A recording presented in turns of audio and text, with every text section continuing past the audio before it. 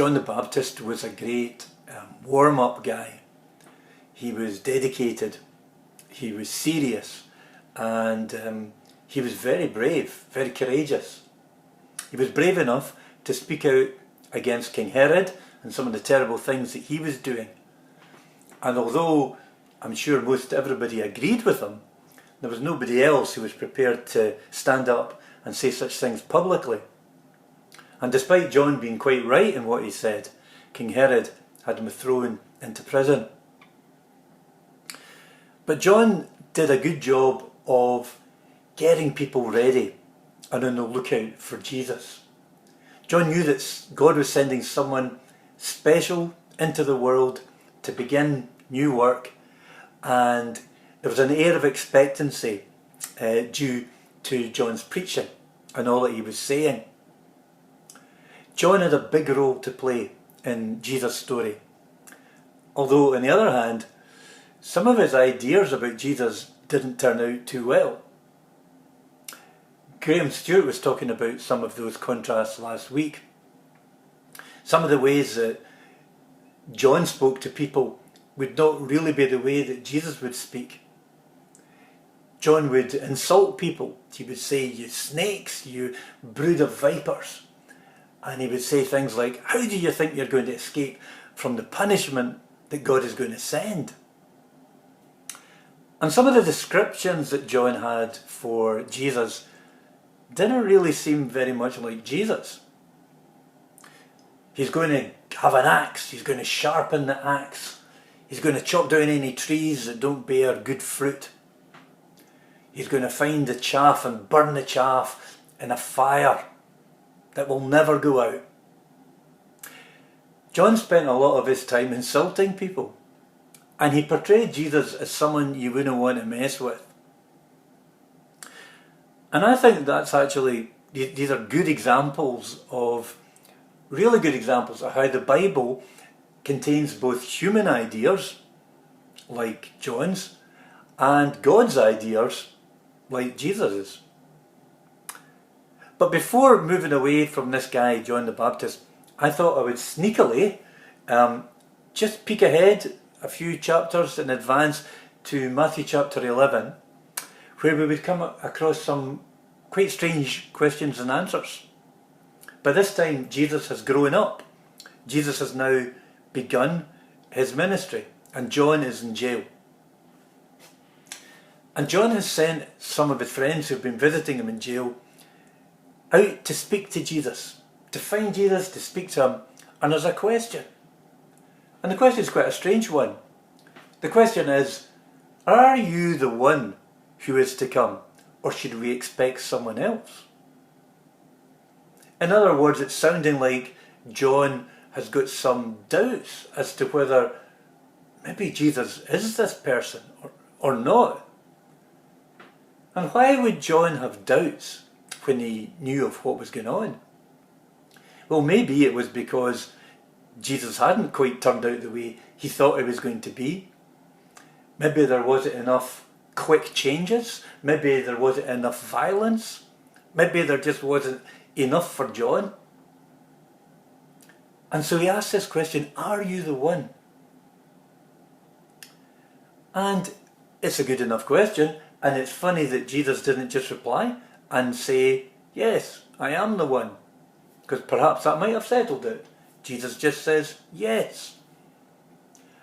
But instead, Jesus points out the things that are going on, and that's his answer.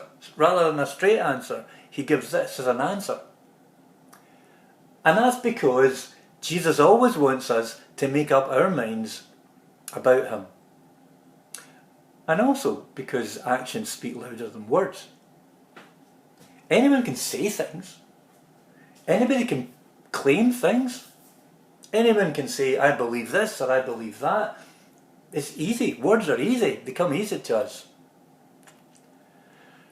If I was to tell you today that I am the Son of God, I would expect before you give up everything to follow me, you would probably want to see some evidence or something that points to the fact that that might be true.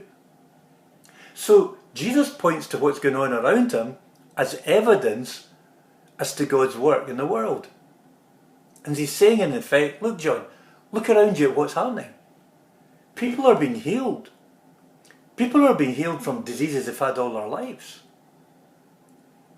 People are being freed up and lifted up and encouraged. People are sensing a new movement is beginning. People are turning their lives around and setting new priorities. Good news has been brought to the poorest and the weakest and the forgotten. What do you think, John? And of course, as it happens, we don't get John's response. The story doesn't really quite finish.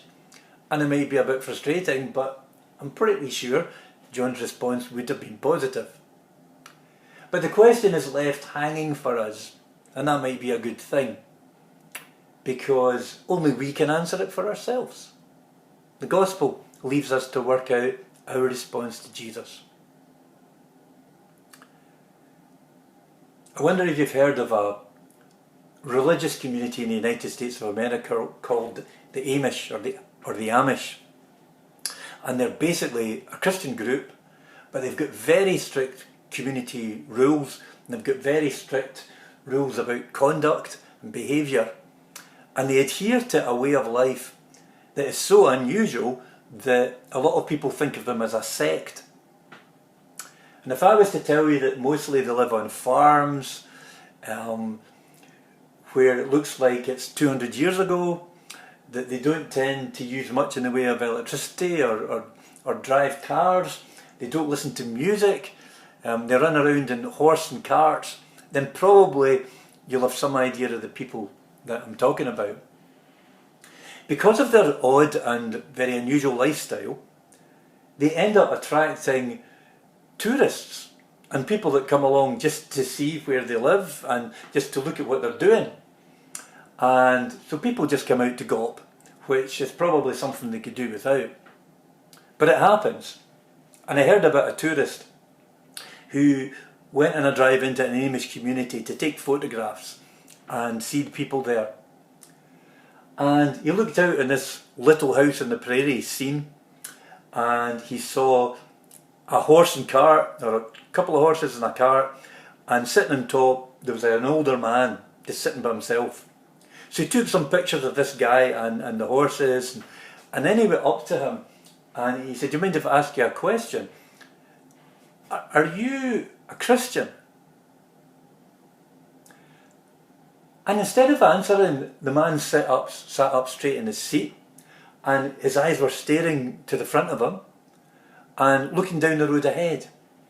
And it seemed at first the man was just ignoring him and wasn't going to answer the question. But then he sat up further and he pointed his arm out in front of him, pointed down the road, and he turned to look down at this tourist and he said to him, "Can you see that building over there? Can you see the roof? See that building? Well, that is my next door neighbour. That's John's house, and he's my neighbour. He is my nearest neighbour. And if you want to know if I am a Christian, then he's got to be the best person to ask." Now that's an interesting reply. If we are Christians, not just people who say we are Christians in certain types of situations or company, but if we are Christians, then there ought to be some evidence to that, particularly with people we know. Standing up in a soapbox and shouting at people in the street as they go up and down the street outside the shops, or sticking gospel tracts onto the desks of all our colleagues at work in the office, these are not likely to be very effective ways of communicating the gospel in our day. But if we really are followers of Jesus, then it's reasonable to think that there'll be ways in which that would be clear to people who know us. Finally today we come to the final verse in the reading. Basically, Jesus is now turning to his friends, his disciples, and he says, you know, John is great. John was entrusted by God with a very important task, and he has done that to the best of his ability. But, continues Jesus, The least of these in the kingdom of God is greater than John. John is great, but the least of those in the kingdom of God is greater than John. Don't know if you've ever noticed that verse before, or you've been puzzled by it. I have. The least in the kingdom is a phrase that's actually quite often used in the Gospels, and it's got different meanings. One meaning is probably the most obvious. The least are those who are poor, the ones who are struggling at the bottom of the heap. But another meaning refers to children, who were never taken seriously in those days and weren't considered important.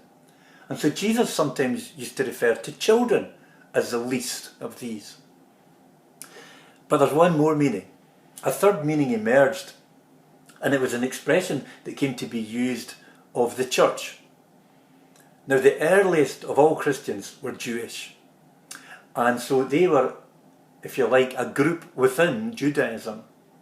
But as time went on, the Christians got expelled from the synagogue, and they were kind of kicked out, and from then on the church had to learn to go its own way.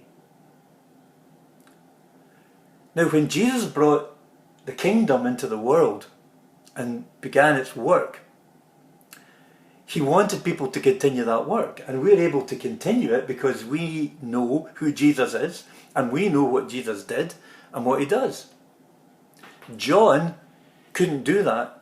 John couldn't continue the ministry of Jesus because his ministry was before.